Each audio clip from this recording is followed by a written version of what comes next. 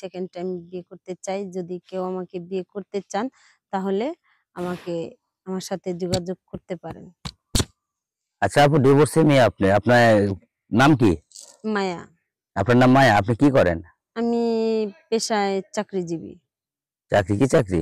আমি গার্মেন্টসে চাকরি করি। ও আচ্ছা, তো গার্মেন্টসে চাকরি করে কি আপনার সংসার চলতেছে না? ভালোবাসার লোক পাচ্ছেন না নাকি? না, সংসার চলে না বিধায় তো যেত কেউ যদি আমার পাশে দাঁড়ায় বা কাছে থাকতে চায় তার জন্যই আজকে আমার এখানে আসা। আপনার ফ্যামিলিতে কে কে আছে? ফ্যামিলিতে মা-বাবা কেউ নাই। তো আমি একাই থাকি। ফ্যামিলি তো আপনাকে দিয়ে বিয়ে শাদী দিয়ে পারতো, তাহলে আপনার চাচারা চাচিরা এগুলো সবাই তো বিয়ে করতো, তা আপনি কেন এই প্রতিবেদনে আসছেন? আপনি প্রতিবেদনে আসছি চাচা-চাচীরা বলতে এখন যার বাবা-মা নাই সেই বুঝে যে আ কষ্টটা কেমন। তো তার বিদায় আজকে আমার এই প্রতিবেদনে আসা। এর মাধ্যমে আমি পাত্র খুঁজছি। আপনার গ্রামের বাড়ি কোথায়? গ্রামের বাড়ি গাজীপুর। গাজীপুরে থাকেন আপনি? হ্যাঁ, আচ্ছা, তো আপনাকে যদি কোনো প্রবাসী ভাই আপনাকে নক দেয় বা বিয়ে করে, তাহলে আপনি যাবেন? হ্যাঁ যাবো, সমস্যা নাই।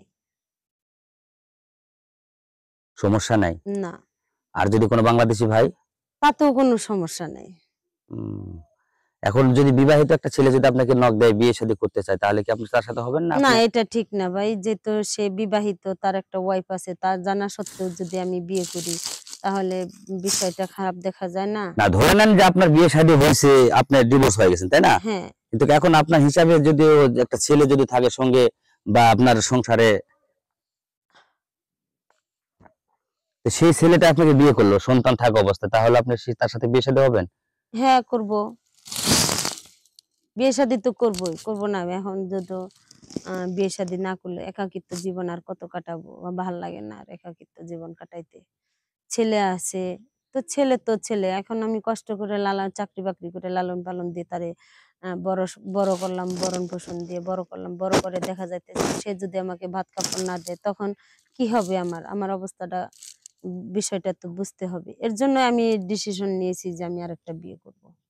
একবার সরাসরি বিয়ে করবেন? হ্যাঁ, সরাসরি বিয়ে করব। তাহলে বিয়ে করতে হলে আপনার সাথে যে যোগাযোগটা করবে, এটা কেমনে করবেন? কেমনে করবে? কিভাবে করবে? যোগাযোগ করবে যে আমার ভিডিওটা যে দেখতেছেন অবশ্যই ভিডিওতে আ শেয়ার অপশন আছে। শেয়ার অপশনে গিয়ে ক্লিক করবেন। ক্লিক করলে আমার WhatsApp বা ইমো নাম্বার পাবেন। তাহলে আমার সাথে যোগাযোগ করতে পারবে। তাই? হ্যাঁ, হুম। আচ্ছা, আপনি পড়ালেখা কতদূর পর্যন্ত? আমি ইন্টার।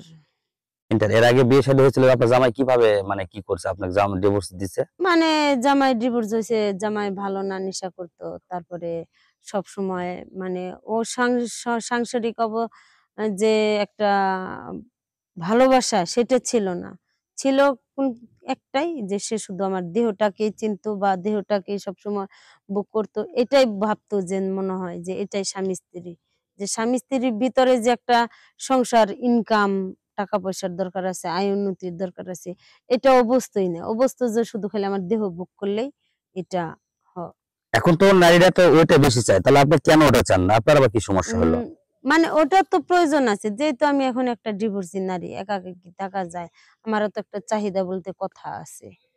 তার জন্য আমি আবার সেকেন্ড টাইম বিয়ে করার সেটা না হয় ডিসিশন বুঝলাম। নিয়েছি। কিন্তু আপনি যে ডিভোর্স দিয়ে চলে আসছেন, আপনার জামাই আপনার প্রতি যে ভালোবাসা দিত, এটা আপনার পছন্দ হইতো না? না, পছন্দ হইতো তাহলে না। এখন আবার কেন পছন্দের কাজে আবার যাচ্ছেন? পছন্দের কাজে যাচ্ছি যে বললাম যে একাকিত্ব জীবন কাটে না। নেক্সট টাইমে আমার আরেকটা স্বামীর দরকার।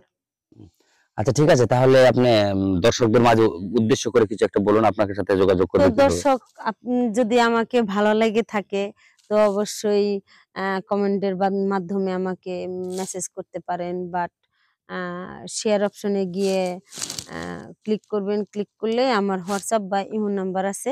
ওই নাম্বারে আমার সাথে যোগাযোগ করতে পারবেন। ওকে, ধন্যবাদ আপু। আচ্ছা।